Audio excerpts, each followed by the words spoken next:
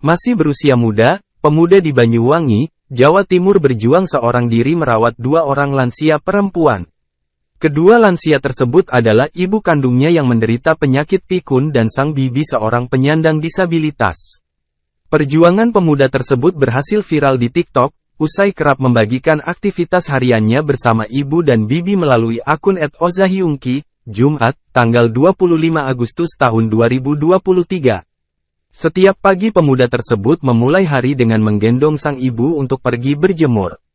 Sementara bibinya tampak menemani sang ibu yang hanya bisa merebahkan diri di kasur tempat berjemur.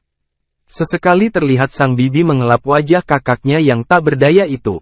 Selain pikun, ibu pemuda tersebut juga mengalami kelumpuhan hingga tak bisa banyak beraktivitas. Sebelum berjemur di depan rumah, pemuda tersebut terlebih dahulu menyiapkan segala keperluan sang ibu mulai dari alas tempat merebahkan diri hingga minuman. Sementara saat sang ibu berjemur ditemani oleh bibinya, pemuda tersebut bergegas pergi memasak untuk sarapan mereka bersama.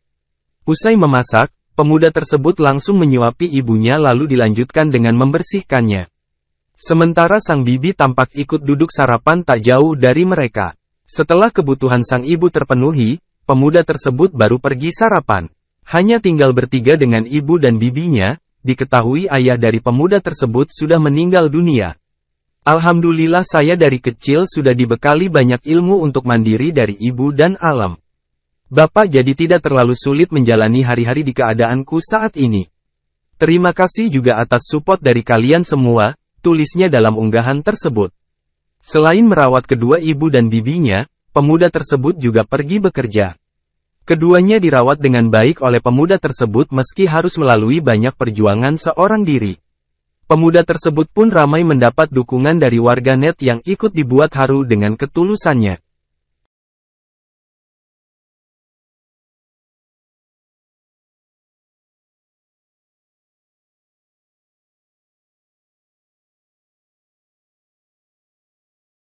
Terima kasih sudah nonton. Jangan lupa like, subscribe, dan share ya.